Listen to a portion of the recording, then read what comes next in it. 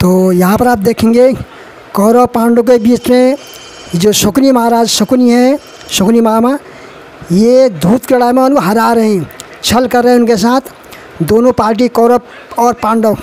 तो दृश्य देख के आप समझ जाइए, आप लोगों ने महाभारत देखी होगी, तो किस प्रकार शकुनी उनको अपने चाल में फंसा कर हरा देता है इनको। ये आपको देखने को मिलेगा इसमें। ऐसी बहुत सारे आपको आगे इसमें ड्रामा में दिखाया गया है। भगवान कृष्ण से संबंधित जो भी हैं वो लीलाएं बताई गई हैं। इन लीलाओं को समझने के लिए आपको या तो भागवतम या इस्कॉन के जो बुक होते हैं पढ़ने पड़ेंगे, शास्त्रों का अध्ययन करना पड़ेगा, और या तो अभी इस्कॉन से जुड़ने पर आपको मालूम पड़ेगा।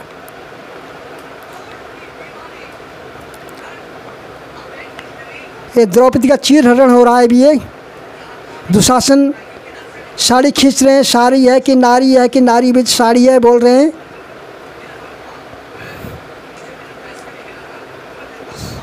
तो दुशासन खींचते खींचते थक रहेगा वो।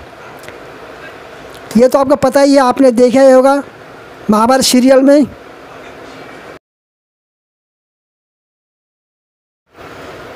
तो अब यहाँ पर दिखाया गया है कि प्रहलाद महाराज और हिरण्यकशिपु अपने पुत्र पर बहुत अत्याचार कर रहे हैं। उसको बहुत सारे उपाय मरवाने के लिए किए गए, लेकिन भगवान उसकी रक्षा कर रहे हैं, वो दिखाया गया इसमें।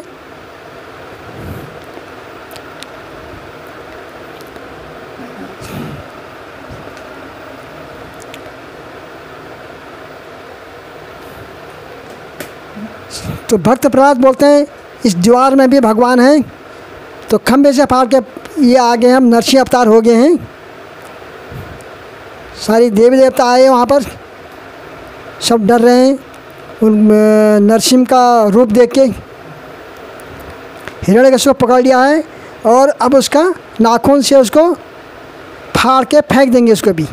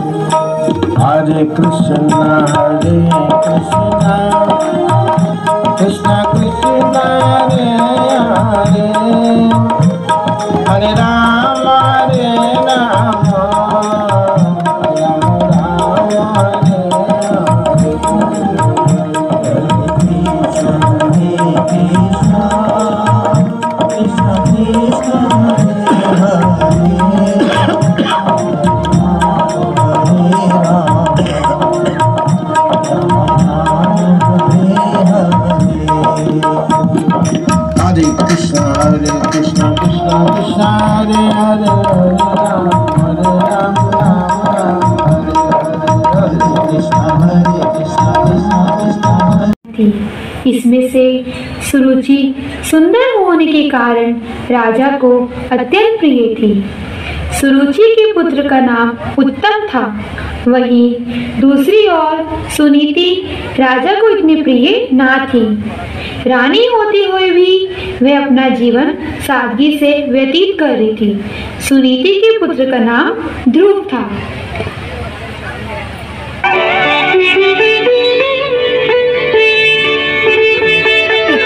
पिताजी, मुझे भी आपकी गोद में बैठना है। हाँ हाँ बिल्कुल बैठो। रुको ध्रुव, यह तुम क्या करने का प्रयास कर रहे हो? तुम राजा के गोद में बैठने के योग्य नहीं हो। नहीं सदैव, तुम भी राजा के पुत्र हो, किंतु तुम मेरी कोख से उत्पन्न नहीं हो, इसलिए तुम्हें अपने पिता के गोद में बैठने का अधिकार नहीं है। यदि तुम अपने पिता के गोद में ही बैठना चाहते हो तो तुम्हें कठिन तपस्या करनी होगी। सर्वप्रथम तुम्हें भगवान नारायण को प्रसन्न करना होगा, और जब वे तुम्हारी पूजा से प्रसन्न हो ले तो तुम्हें अगला जन्म मेरे गर्भ से लेना होगा।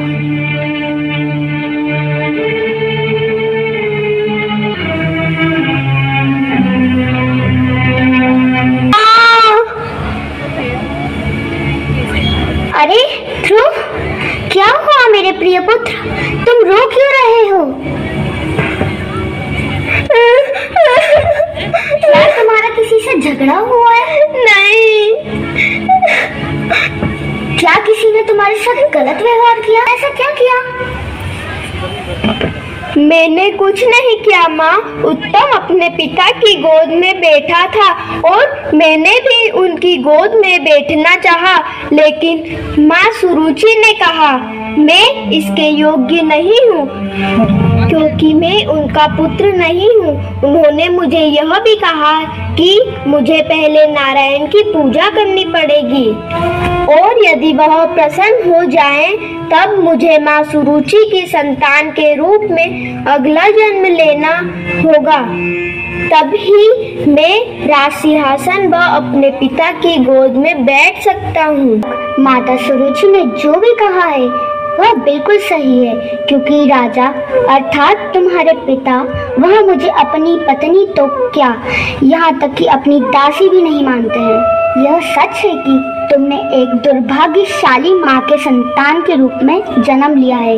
यह वचन सुनने में कठोर है, लेकिन यदि तुम वास्तव में राज सिंहासन पर या अपने पिता की गोद में बैठने की इच्छा रखते हो तो तुम्हें अपनी सौतेली माँ के वचनों का पालन करना पड़ेगा। अपने और तुम्हारे दादाजी स्वयंभू मनु, उन्होंने महानतम भौतिक सफलता प्राप्त की, तत्पश्चात मुक्ति को प्राप्त किया। एवं मेरे पुत्र, मुझे लगता है कि पूर्ण पुरुषोत्तम भगवान नारायण के अलावा और कोई नहीं है जो तुम्हारे कष्टों का विनाश कर सके। माँ, अब मैं समझ गया हूँ कि आप क्या कह रही हैं और अब मैं पूर्ण रूप से भगवान नारायण की कृपा प्राप्त करने के लिए दृढ़ संकल्प हूँ। अब मुझे कोई नहीं रोक सकता। नारायण नारायण। प्रणाम मुनिवर। हे बालक, तुम ये घने जंगल की ओर क्यों जा रहे हो? मुनिवर, मैं पूर्ण पुरुषोत्तम नारायण से मिलने जा रहा हूँ। अरे बालक, तुम्हारी तो उम्र खेलने कूदने की है। जाओ, वापस अपने महल जाओ। नहीं, मैं भगवान से मिले बिना वापस नहीं जाऊंगा। यदि आप मेरा मार्गदर्शन कर सकते हैं तो ठीक है, अन्यथा मुझे प्रस्थान करने की आज्ञा दीजिए। मैं तुम्हारे दृढ़ संकल्प को जान चुका हूँ। मैं तुम्हें एक ऐसा मंत्र देता हूँ जिसका जप तुम्हें ध्यानपूर्वक करने से अति शीघ्र भगवान की प्राप्ति होगी। ओम नमो भगवते वासुदेवाय। ओम नमो भगवते वासुदेवाय। ओम नमो भगवते वासुदेवाय। ध्रुव ने अपने गुरु नारद मुनि की प्रदक्षिणा की और उन्हें सादर नमस्कार किया। तत्पश्चात वह मधुवन जंगल के लिए चल दिए। ओम नमो भगवते वासुदेवाय। ओम नमो भगवते वासुदेवाय। पूर्ण रूप से योग के विज्ञान का अनुसरण करते हुए ध्रुव ने उसकी इस कठोर तपस्या से तीनों लोग कांप रहे हैं। ओम नमो भगवते वासुदेवाय। ओम भगवते हे भगवान, ध्रुव को दर्शन दीजिए। मेरे प्रिय ध्रुव, आंखें खोलो। बोलो वंश, तुम क्या चाहते हो? प्रणाम भगवान। हे भगवान, मैं आपकी पूजा कर रहा था क्योंकि मैं इस पृथ्वी पर कुछ भूमि चाहता था, लेकिन सौभाग्य से मैंने आपको प्राप्त किया है और केवल आपके दर्शन मात्र से मेरी सारी भौतिक इच्छाएं समाप्त हो चुकी है। जिस प्रकार प्रातःकाल सूर्य उदय होने पर रात का छाया घना अंधेरा दूर हो जाता है, ठीक वैसे। सुनो सुनो सुनो, नंद और यशोदा के लाला हुआ है। अच्छा सुना आपने, नंद और यशोदा के लाला हुआ है। आखिर हमारी प्रार्थनाओं का फल मिल ही गया। चलो चलो नंद भवन चलते हैं। हाँ हाँ चलो चलो नंद भवन चलते हैं। हाँ बधाइया।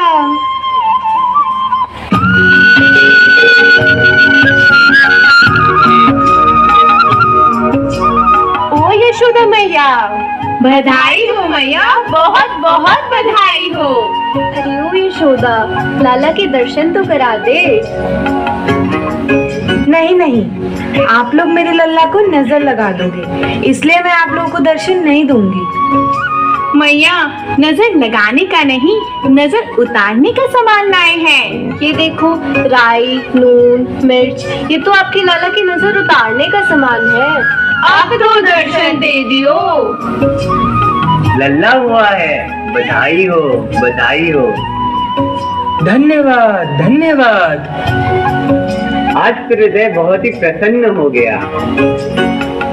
हाँ हाँ नंद बाबा, इतनी प्रसन्नता तो हमें आज तक नहीं हुई। ये तो प्रेम है आप सब विश्वासियों का। आज तो नाचना भी पड़ेगा। आप लोग नचाएंगे तो मैं जरूर नाचूंगा।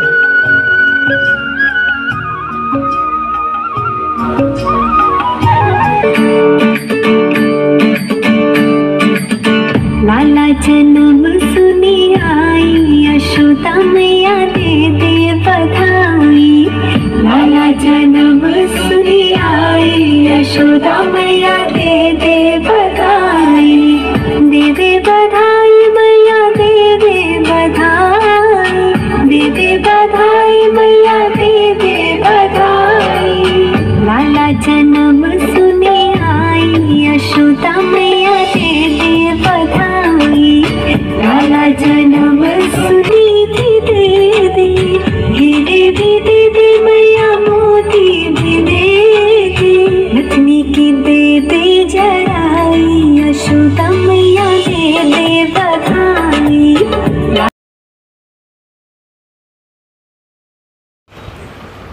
अब भोलेनाथ जी को पता चला जैसे ही भगवान कृष्ण मथुरा में प्रकट हो गए हैं, तो ये बाल कृष्ण का रूप देखने के लिए कैलाश पर्वत से मथुरा की ओर चल दिए हैं। हर हर महादेव।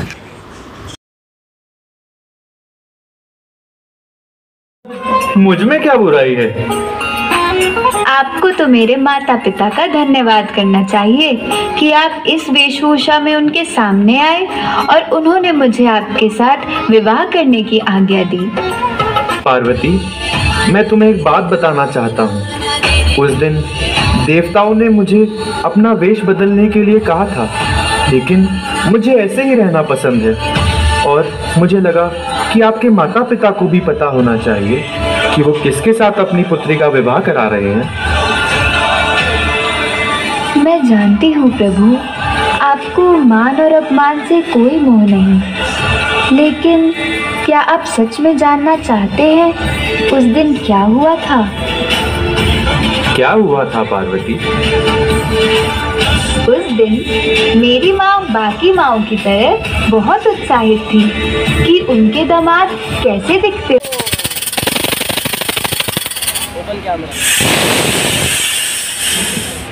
प्रणाम प्रभु, मेरी एक विनती है। कहो। छोटा मुंह बड़ी बात ना हो जाए, लेकिन जब हम प्रभु के सामने जाएं तो हमें जैसे हैं वैसे ही रहना चाहिए, हमें कोई दिखावा नहीं करना चाहिए। तो क्यों प्रभु, आप क्यों मुझे छोड़ रहे हैं यहाँ?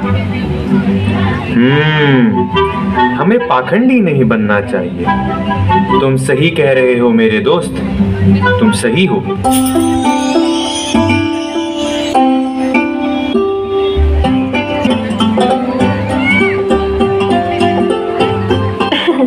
गिर गए क्या बाबा? अलग निरंजन। बाबा, आप कहाँ से आए हो? मैं बहुत दूर से आया हूँ और बहुत सारी आशाओं के साथ कि मुझे यहाँ बहुत सारा दान मिलेगा। हाँ हाँ बाबा, हमारे नंद बाबा यशोदा बहुत बड़े दानवीर हैं और आपको पता है आप पूरे संतुष्ट होके जाओगे, मुझे यकीन है। अलग निरंजन। ओ यशोदा मैया। हाँ हाँ लाली, आती हूँ। मैया, एक बाबा आपके घर के दरवाजे पे आए हैं। हाँ हाँ, मुझे पता है, लेकिन ये कृष्णा चुप ही नहीं हो रहा है। ओ मैया, आप कृष्णा को मुझे दे दो। हाँ, मेरा लल्ला ब्रजवासियों का साथ बहुत पसंद करता है, कैसे एक बार में चुप हो गया। लेकिन मैया, आपने ऐसा योगी कभी नहीं देखा होगा, ना कभी देखोगे। अहो भाग्य हमारे। बाबा, आप कहाँ से आए हैं? अलग निरंजन, मैं बहुत दूर से आया हूँ मैया। हिमालय की गुफा कैलाश पर्वत से आया हूँ। भोजन पाओगे बाबा? ये सब ना चाहिए मैया, मैं इनका क्या करूँगा। आज आप ये सब मुझे खिला रहे हो, कल मैं फिर भूखा हो जाऊंगा। मैं समझ गई, माफ करिए बाबा, मैं आपके लिए दक्षिणा लाना भूल गई। मुझे भोजन के साथ दक्षिणा भी लाना चाहिए था। अरे ना मैया, मेरा स्वरूप देखो है। आपको लगता है कि मैं यहाँ दक्षिणा के लिए आया हूँ?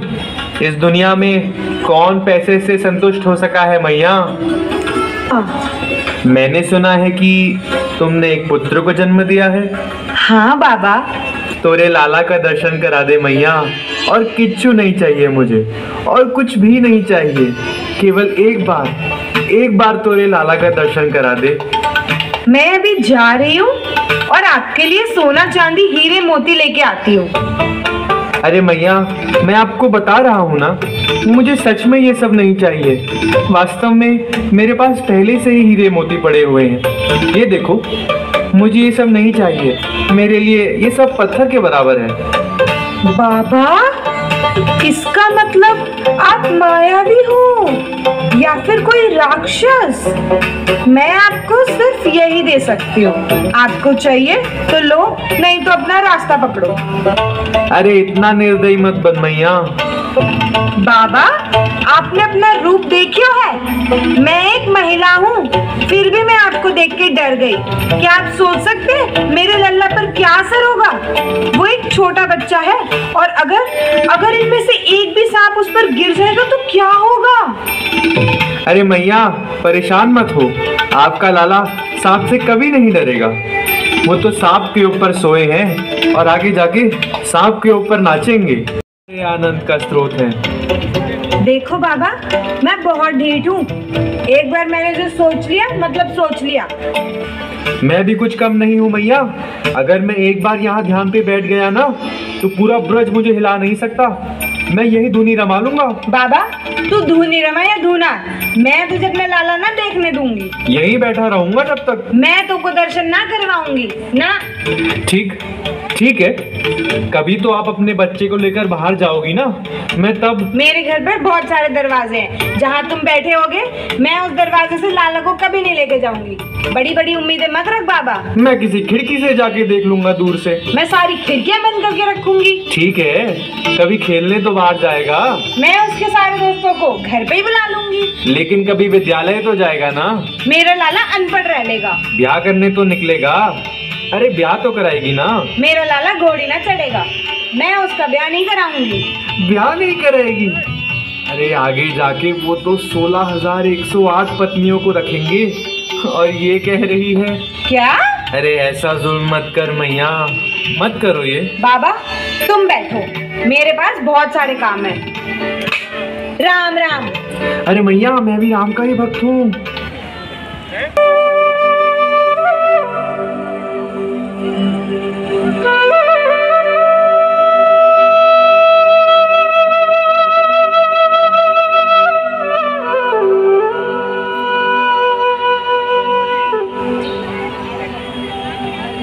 बाबा भोलेनाथ, ओ बाबा भोलेनाथ। हे मेरे स्वामी, मैं आपका ही चिंतन कर रहा था। आपको मेरी सहायता करनी पड़ेगी भगवान। मैं भला क्या कर सकता हूँ?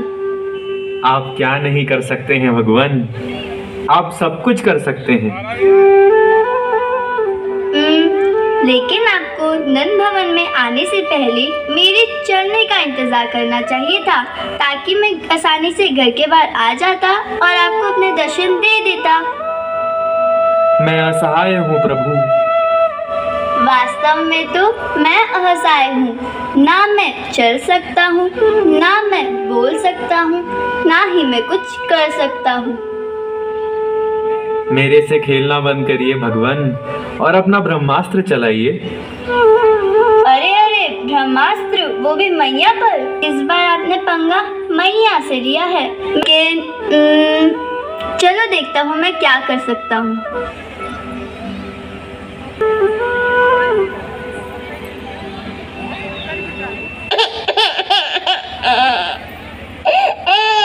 अरे अरे लाला, क्या हुआ? तुम इतना क्यों रो रहे हो?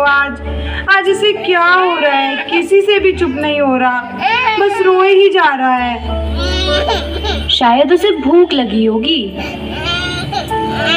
अरे अभी तो दूध पिलाया है। हाँ, जरूर वो बाबा ही नजर लगा के गया होगा मेरे लाला को, वही जो देखने आया था। हाँ, पता नहीं क्या क्या बोला। सांप पे सोया था, सांप पे नाचेगा, 16,108 रानियां बनाएगा। उसी की नजर लगी होगी। मैं अभी राई नमक लेके आती हूँ। यशोदा मैया की, नंद बाबा की, रोहिणी मैया की और उस सांप वाले बाबा की, सबकी नजर लल्ला के ऊपर से निकल जाए। अब हमारा लाला ठीक हो जाएगा। तुम्हें लगता है वो एक मायावी है? क्या बताऊं मैया, पता नहीं क्यों कब से रोए जा रहा है, चुप ही नहीं हो रहा है। भूखा होगा या फिर पेट में दर्द होगा। ये है क्या, मैं इनसे ही पूछ लूं? लेकिन ये तो ध्यान में बैठे हैं, अगर वो मुझे श्राप दे देंगे तो? लेकिन मैं अपने लाला के लिए कुछ भी कर सकती हूँ। बाबा, ओ बाबा। अलग निरंजन, भूत पिशाच निकालना आता है क्या? किसका उतारना है? वो अपनी यशोदा मैया है ना। यशोदा मैया? आप उन्हें जानते हैं? नहीं, आप आगे बोलो। वो यशोदा मैया का लाला है ना, लगातार रोए जा रहा है बहुत देर से। क्या आप उसके शरीर से भूत के सारे भूत पिशाचों को अपने नियंत्रण में रखता हूँ। मैं चुटकी में उसका रोना बंद कर दूंगा। चलो चलो, कहाँ जाना है? अरे सच्ची बाबा, भगवान आपकी सारी मनोकामना पूरी करे। आओ मेरे साथ, आओ बाबा, आप यहीं रुको। मैं कौन आया है मेरे साथ? मैया, वो तो वही बाबा है जो हमारे लाला के दर्शन करना चाहता था, जिसके गले में सांप है। क्या करती है गोपी, वो मायावी है, वो मेरे लाला को नुकसान करने आया होगा। लेकिन मैया, उन्होंने कहा था कि वो भूतनाथ हैं और सभी प्रकार के भूतों को शरीर से निकाल सकते हैं। अभी उसको वापस भेजो। यशोदा, तुम्हें मुझ पर विश्वास है ना? बिल्कुल है पूर्णमासी मैया। फिर जाओ और उन्हें बुलाओ। वो बहुत श्रेष्ठ संत है और वो कैलाश से आए हैं। आप उनके गले में सांप लिपटे हुए हैं। शांत हो जाओ यशोदा। लेकिन मैया, तुम अपने लाला को खुश देखना चाहती हो ना? क्या वो मेरे लाला को खुश कर देंगे मैया? हाँ यशोदा, तुम एक काम करो, लाला को उनके पास मत लेकर जाओ, तू दूर खड़ी रहना। मेरा पहला कर्तव्य है कि मेरा लाला खुश रहे। अगर वो मेरे लाला को खुश कर सकते हैं तो मैं उनसे भिक्षा मांगने के लिए भी तैयार हूँ मैया।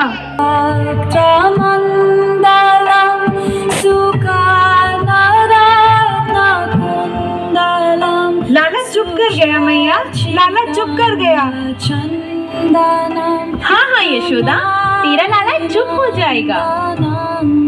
हाँ मैया, ये बाबा तो जानकार लगे हैं, आप सही कह रही थी। सारे भूत पिशाच उतर गए मैया। सारे भूत उतर गए? लेकिन ऐसे कैसे? कोई मंत्र तो फूका नहीं कान में। अगर फिर से कोई लाला के अंदर भूत आ जाएगा तो?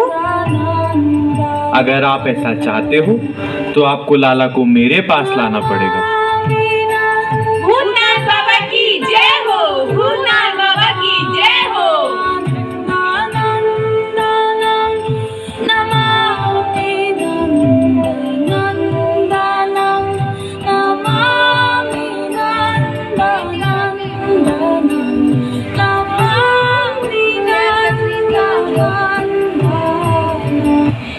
रह जोगी नंद भवन में ब्रज में बासो कीजिए।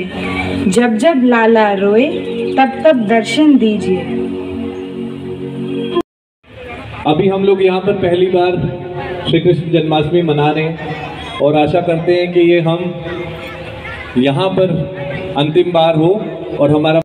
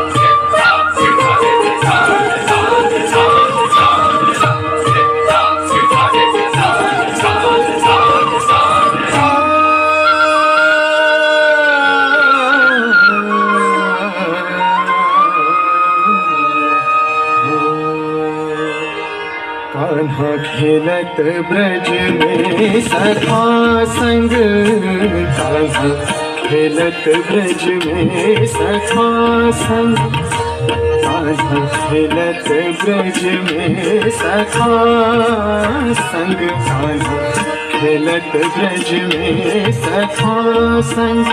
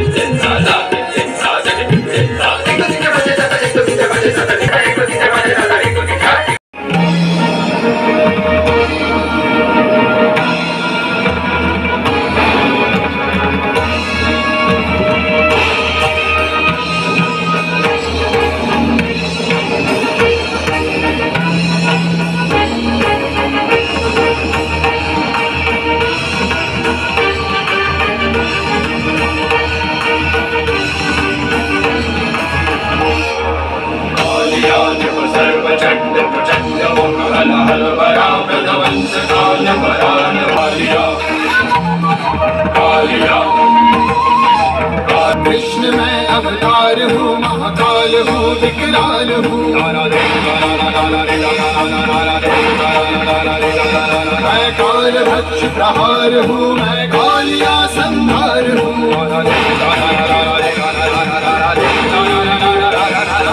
कृष्ण मैं अवतार हूँ, महाकाल, कृष्ण मैं अवतार हूँ, महाकाल हूँ, विकराल हूँ, मैं कालिया संहार हूँ, मैं कालिया संहार हूँ।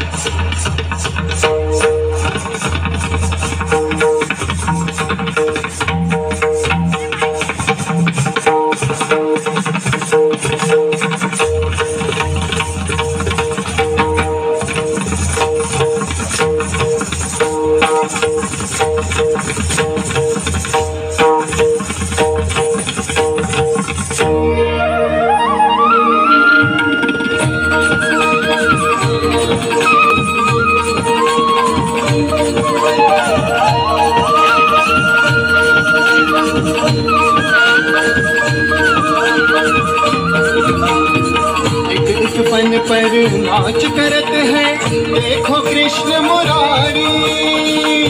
मोहन खेलत होरी, मोहन खेलत होरी आजमान, मोहन खेलत होरी, मोहन खेलत होरी आजमान, मोहन खेलत होरी।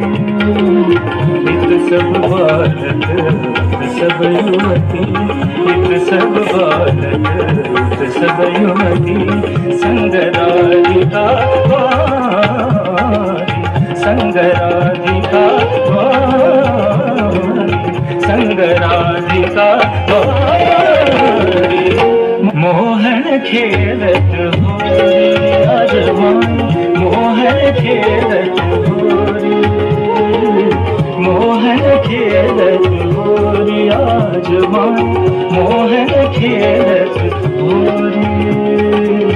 आए मिल सब नंद द्वार पे, आए मिल सब नंद द्वार पे।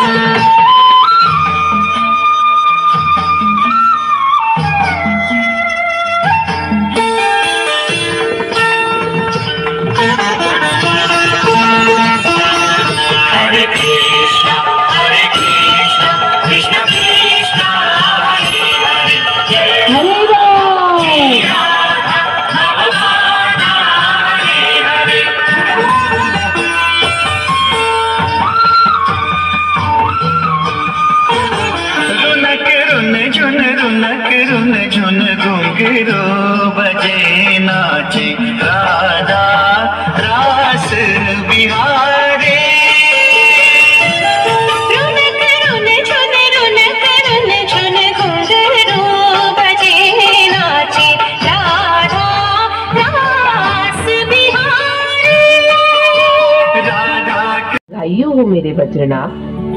हे माते, मुझे मथुरा देश के 84 कोस का राजा बनाया है, जो आध्यात्मिक दुनिया से जुड़ा हुआ है। इस क्षेत्र में भगवान श्री कृष्ण के परम चिन्ह और दिव्य लीलाओं की छाप है। लेकिन माँ, समय का नियम यही कहता है कि समय के साथ लोगों की स्मृति भी नष्ट हो जाती है। बस उनकी लीलाएं धीरे धीरे लुप्त न हो जाए, इसी बात का मुझे भय है। ये तो तुमने सही कहा मेरे पुत्र। इसलिए हे माते, मैंने सारे वास्तुकारों में सर्वश्रेष्ठ विश्वकर्मा की सहायता से भगवान के 3 सुंदर रूप तैयार किए हैं। मैं चाहता हूँ कि उनको स्थापित करने से पहले उनको देखकर आप यह बताएं कि वो स्वरूप वास्तव में भगवान जैसे लगते भी हैं या नहीं। हे माते, आप ही एकमात्र जीवित व्यक्ति हो जिन्होंने भगवान कृष्ण का अपनी प्रकट लीलाओं के समय दर्शन किया है। मुझे तुम पर गर्व है। मेरा हृदय भगवान के रूप का दर्शन करने के लिए उत्सुक है। तुम स्वयं मुझे उन विग्रहों के दर्शन कराने ले चलो। माते, ये गोपीनाथ देव है। जय श्री गोपीनाथ, हमारे गोपियों के प्राणनाथ वज्रनाभ। इनका मुख तो बिल्कुल हमारे श्री कृष्ण चंद्र जैसा लगता है। माता, ये श्री गोविंद देव है। आहा, गायों के स्वामी गोविंद देव। इनकी छाती, इनका वक्षस्थल तो बिल्कुल हमारे श्री कृष्ण जैसा है। जय गोविंद देव। और ये कामदेव को मोहने वाले श्री मदन मोहन देव है। मदन मोहन, जरा देखो, उनके चरण कमलों को तो देखो, ये बिल्कुल श्री कृष्ण जैसे दिखते हैं। इनके ये चरण कमल तो इनके भक्तों के परम आराध्य हैं।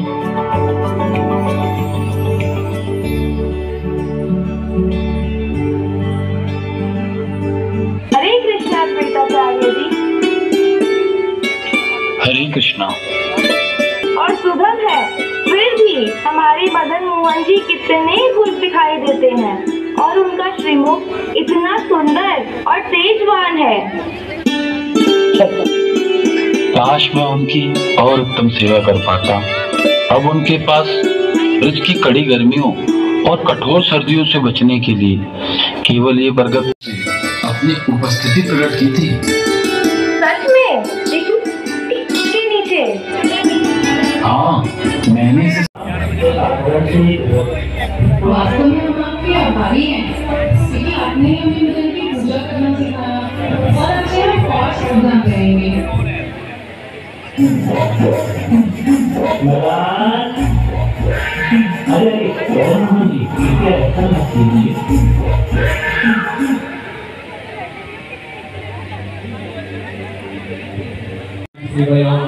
लेकिन हम चाहते हैं कि जल्दी से जल्दी हम लोग अपने जो हमारा अभी हम लोग बहुत पीछे हैं अपने बजट से, अपने जो हमारा ध्येय है उससे बहुत पीछे हैं।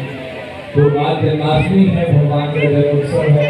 ये एक अवसर होता है जब हम भगवान के प्रति अपने समर्पण को प्रदर्शित कर सकते हैं। तो हमारा बाहर टेम्पल कंस्ट्रक्शन के एक स्टॉल लगा हुआ है। टेम्पल कंस्ट्रक्शन मंदिर निर्माण का एक स्टॉल आशा कृष्ण बैठे हैं। आप लोग कृपया उनसे संपर्क कीजिए। बहुत सारे सामान की आवश्यकता